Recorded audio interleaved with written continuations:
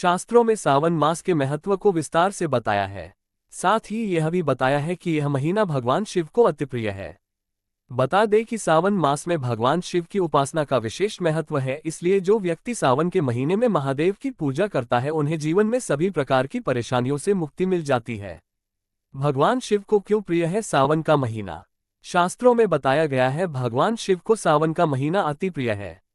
ऐसा इसलिए क्योंकि पर्वतराज हिमालय की पुत्री माता पार्वती ने भगवान शिव को पति रूप में पाने के लिए सावन के महीने में कठोर तपस्या की और इससे प्रसन्न होकर भगवान शिव ने उनकी यह मनोकामना पूर्ति का आशीर्वाद दिया था। इसलिए मान्यता है कि सावन के महीने में भगवान शिव की उपासना करने से वह आसानी से प्रसन्न हो जाते हैं।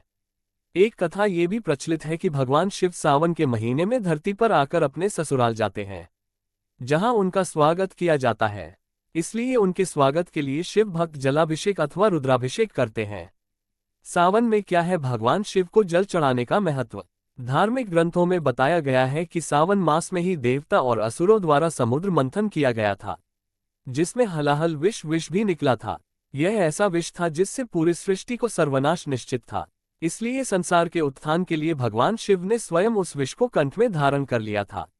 इसलिए उन्हें नीलकंठ के नाम से भी जाना जाता है। सभी देवताओं ने विष के वेग को कम करने के लिए शिवजी पर जल का अभिषेक किया था। यही कारण है कि सावन के महीने में भगवान शिव का जलाभिषेक करने से वह जल्दी प्रसन्न हो जाते हैं, भक्तों की सभी प्रार्थना सुनते हैं।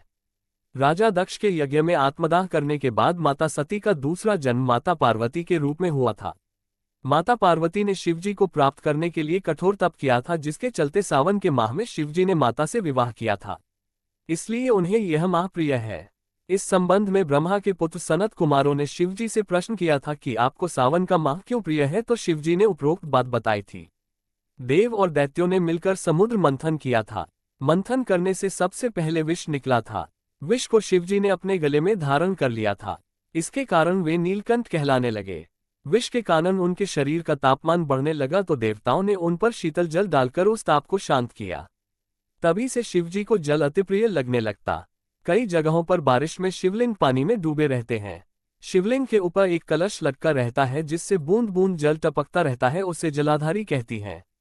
जहां भी प्राकृतिक शिवलिंग है वहां जल की धारा भी।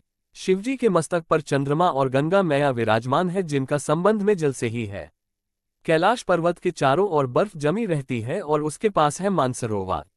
शिवजी को जल अति प्रिय है, जबकि विष्णुजी तो जल में ही निवास करते हैं। ये भी कहा जाता है कि भगवान शिव सावन के महीने में धरती पर अवतरित होकर अपनी ससुराल गए थे और वहां उनका स्वागत अर्घ्य देकर जलाभिषेक कर किया गया था। अतः माना जाता है कि प्रत्येक वर्ष सावन माह में भगवान शिव अपनी ससुराल आते हैं। इसीलिए यह माह उन्हें प्रिय है। हर बोलो हर हर महादेव फोल्डेड हैंड्स।